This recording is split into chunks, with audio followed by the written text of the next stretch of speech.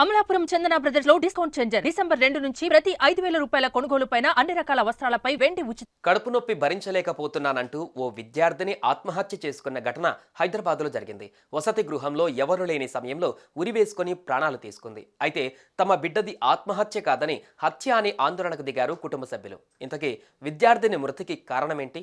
హత్య, ఆత్మహత్య?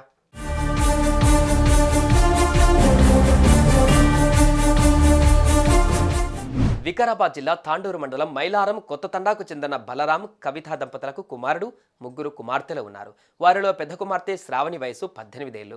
దుండిగల్లోని MLRIT కాలేజీలో బీటెక్ ఫస్ట్ ఇయర్ చదువుతోంది. దగ్గరలోని కాలేజీ హాస్టల్లో ఉంటుంది.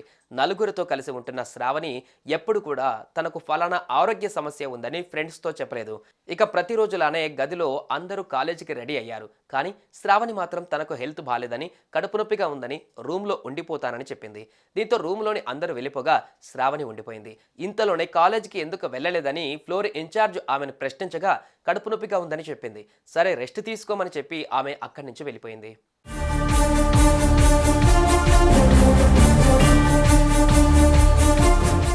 ఇంతలోనే తోటి విద్యార్థులు మధ్యాహ్నం కాలేజీ నుంచి వచ్చారు. అప్పటికే రూమ్ లోపల నుంచి లాక్ వేసి ఉంది.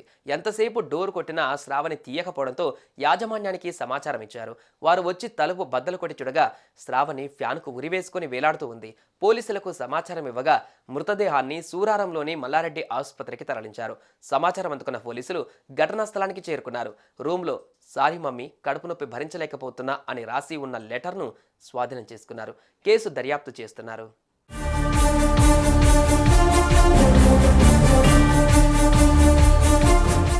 సమాచారం అందుకున్న విద్యార్థిని తల్లిదండ్రులు హుటాహుటిన కళాశాల కాలేజీకి చేరుకున్నారు.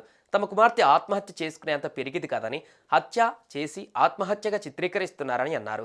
అంతేకాదు కళాశాల యాజమాన్యం నిర్లక్ష్యం వల్లే శ్రావణి చనిపోయిందని ఆరోపిస్తూ ధర్నా చేశారు. దీంతో పోలీసులు వారికి నచ్చజెప్పారు. పరిస్థితిని వివరించడంతో శాంతించారు.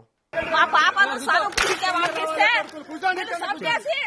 వేసుకున్నదని చెప్తున్నారు సార్. వీళ్ళు మా పాపను చంపేసిండ్రు. మా పాప ఎప్పుడు కడుపు నొప్పి లేదు, ఏం లేదు. తర్వాతనేమో కడుపు నొప్పి ఉన్నందుకు హాస్పిటల్కి వేసుకుపోయినామంటారు. ఫస్ట్ టైం చెప్పింది ప్రిన్సిపల్, ఉరేసుకొని చనిపోయింది మీ పాపని ఫోన్ ఆమె చేసింది. మళ్ళీ తీసుకోపోకడేందుకు వాళ్ళు? శ్రావణి కడుపు నొప్పి కారణంగానే ఆత్మహత్య చేసుకుందా, మరేమైనా కారణమా? భరించలేనంత కడుపు నొప్పి ఉంటే తల్లిదండ్రులకు ఎందుకు చెప్పలేదు? 2 రోజుల క్రితమే ఇంటి నుంచి హాస్టల్కు వచ్చిన శ్రావణి మానసిక ఒత్తిడికి గురైందా? ఇంకేమైనా జరిగిందా? సుమన్ టీవీలో మీ పర్సనల్ అండ్ బిజినెస్ ప్రమోషన్స్ కోసం కింది నెంబర్కి కాంటాక్ట్ చేయండి.